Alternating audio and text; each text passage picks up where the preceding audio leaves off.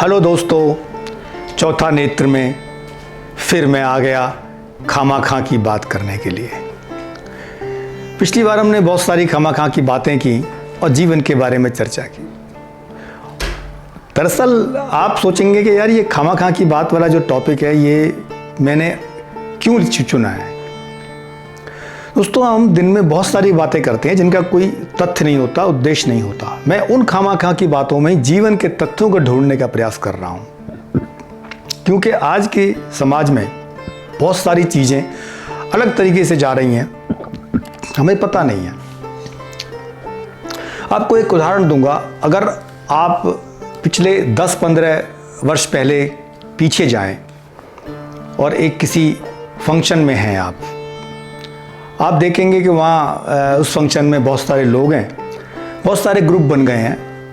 4 लोगों का ग्रुप है, कोई ताश खेल रहा है, कोई उनको ताश खेलते हुए देखकर एंजॉय कर रहा है, कोई चीटिंग कर रहा है।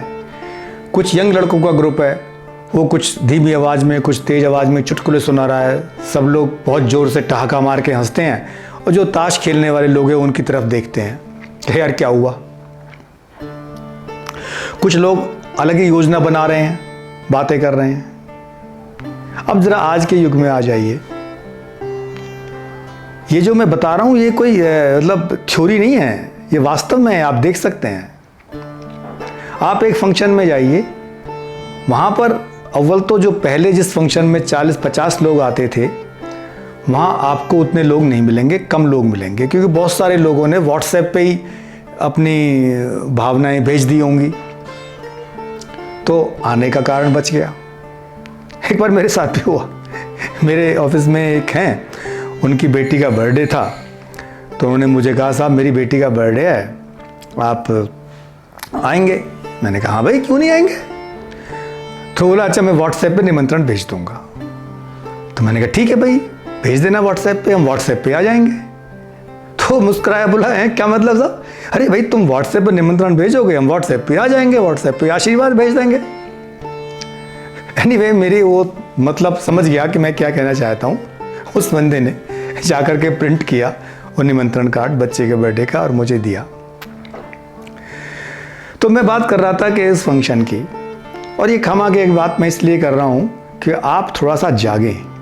तो दोस्तों, आज के उस फंक्शन में जिसमें पहले 40-50 लोग होते थे, 20-25 लोग होंगे, और 20-25 लोगों में भी शायद ही कुछ लोग एक साथ बैठकर ताश खेल रहे हों या बातें कर रहे हों या कोई चुटकुले सुना रहे हों।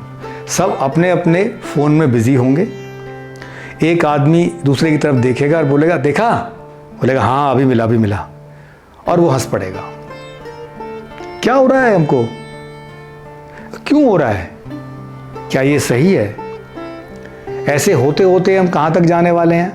क्या हम मशीन नहीं बनते जा रहे हैं? क्या हमारी भावनाएं खोती नहीं जा रही? दोस्तों, आपको नहीं लगता कभी कभी आप ऐसा महसूस करते हो कि आप बहुत कमजोर हो गए हो, क्योंकि आपके कंधे पर हाथ रख करके कहने वाले लोग बहुत कम हो गए हैं कि यार तू करना, मैं हूं।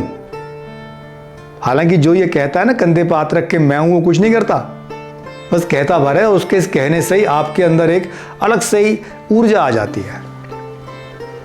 आप उस काम को भी करने के लिए आगे बढ़ जाते हैं जहां आपको खुद को डाउट होता है कि आप करके पाएंगे नहीं कर पाएंगे। आपको साहस मिल जाता है। कुछ वर्ष पहले तक मैंने कई लोगों का सुना है जो कुछ भी उटपटांग बात करते थे, कहते हैं अभी मेरा बाप जिंदा है यार। दोस्तों, बाप उसका जिंदा होगा तो कैसा होगा, बूढ़ा होगा, क्या कर लेगा वो, पर उसको बाप का सहारा है, उसको अपने परिवार का सहारा है।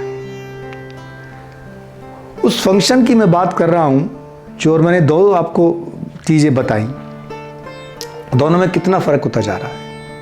और अभी तो इस कोरोना काल में और भी काम हो गया है। पहले बच्चे कम से कम स्कूल तो जाते थे, अब तो स्कूल भी नहीं जाते हैं, वो भी बंद हो गया है। आप भी सोचेंगे यार क्यों खामाखा की बातें कर रहा है।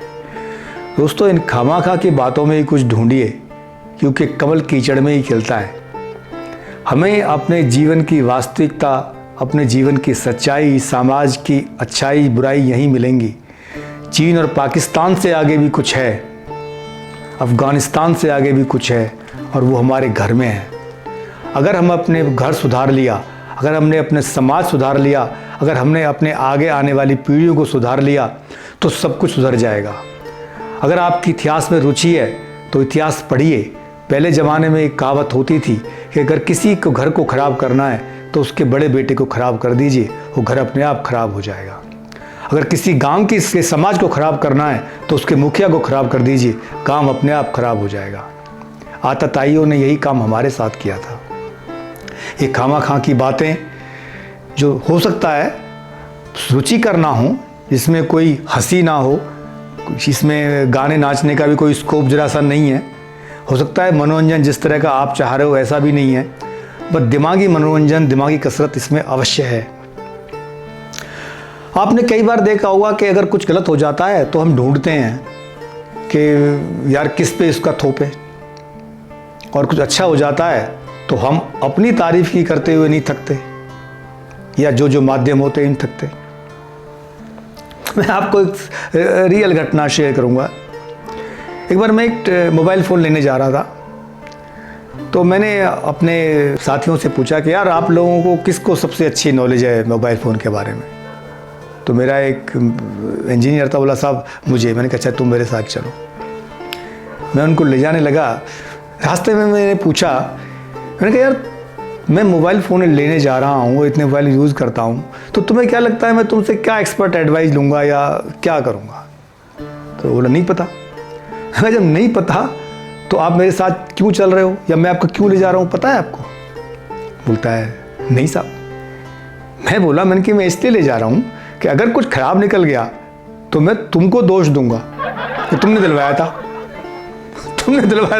तुम्हारी वजह से ख़राब हुआ। और अच्छा निकल गया ना तो मैं क्या बोलूँगा, देखो मेरा सिलेक्शन। तो ये हमारी एक आदत बनती जा रही है। हम अकेले ही खुश होते हैं, अकेले ही दुखी होते हैं। अकेले ही खुश होते हैं, चलो कोई बात नहीं यार मत बांटो, पर अकेले ही जो दुखी होते हैं ना, इसके बारे में मैं बहुत लंबी चर्चा कर रहा हूँ अपनी दूसरी सीरीज में, तनाव की खोज में। आपने शायद देखी होगी, नहीं देखी तो एक बार ज़रूर देखिएगा किसी भी एक टॉपिक को। और इस चैनल को सब्सक्राइब करना मत भूलिएगा, ताकि ये खामा की बातें मैं आपसे करता रहूं और समाज के उन विषयों के ऊपर जो अछूते भी नहीं हैं, अनजाने भी नहीं हैं, पर जिनके ऊपर पर्याप्त मात्रा में गौर जो होनी चाहिए वो हो भी रही होगी, पर शायद और ज़्यादा होनी चाहिए। समाज से उस बुराई को दूर करने के लिए हमको काफ़ी कुछ मेहनत करनी है। दोस्तों आज जो हम सब अपने अपने आप में समेटे हुए हैं, अपने अपने आप में बिखरे हुए हैं। मैंने दो शब्द समेटे हुए हैं और बिखरे हुए हैं को इस्तेमाल किया है। समेटे हुए हैं अपनी सोच को, बिखरे हुए हैं अपने काम में। कोई ऊंची उड़ान उड़ रहा है, कोई नीचे गिर गया, कोई उड़ रहा है तो उसको सब देख रहे हैं, कोई नीचे गिर गया तो उसको उठाने वाला ही कोई नहीं है। तो ये सब चीज़ें जो हो रही हैं, ये सब समाज की वही पहलू हैं जिनको मैं उजागर करने का प्रयास कर रहा हूँ।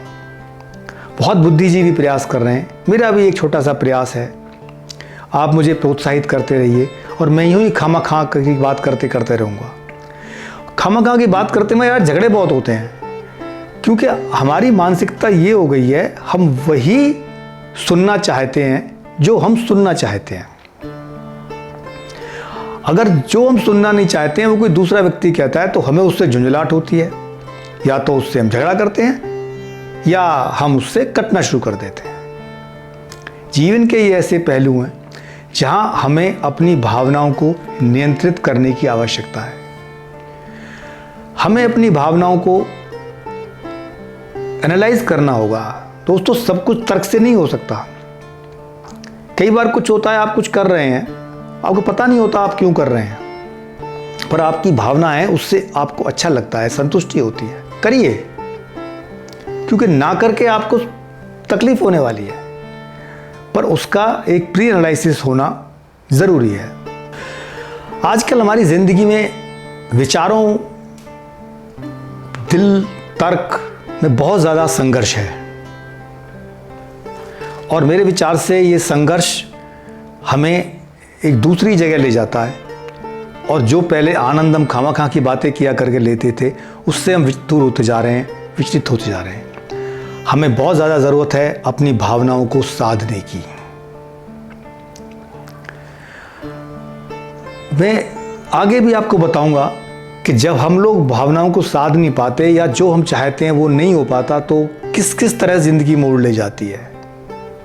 तो छोड़ो यारो, आओ खामा खा की बातें करें, चुटकुले करें, हंसें, खुशी दोस्तों के साथ बैठें, कुछ ऐसी बातें करें जिनका अर्थ नहीं है, कुछ ऐसी बातें करें उन्हीं बातों में जिनका अर्थ है, और समाज के ऊपर जो कटाक्ष करें, अपने ऊपर कटाक्ष करें।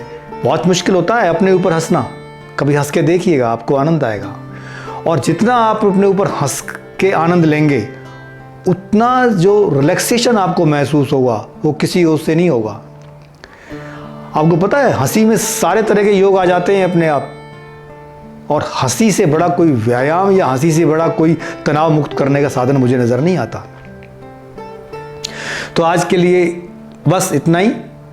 अगली बार फिर कुछ नई खामा-खा की बात के साथ, जीवन के किसी नए पहलू के साथ फिर चर्चा करेंगे। धन्यवाद, नमस्कार।